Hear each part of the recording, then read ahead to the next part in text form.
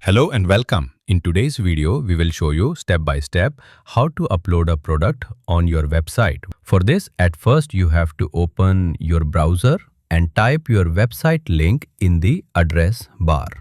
At the end of the link, type /wp-admin and press enter. You will now see the login page. Enter your username and password and click login. If your login details are correct, you will be taken to your website's dashboard. Now let's move on to uploading the product.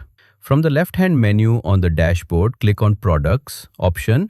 Then a new page will appear. On the top, click Add New Product. This will open the product upload page.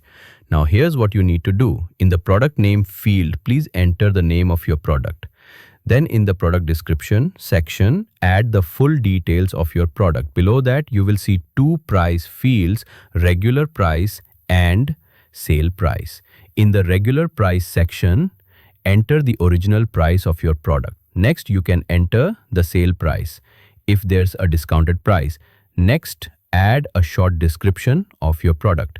Now on the right hand side, select the product category which is suitable for your product.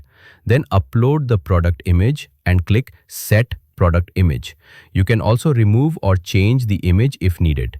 Below that, you will find the product gallery option. If you have multiple images, you can add them here.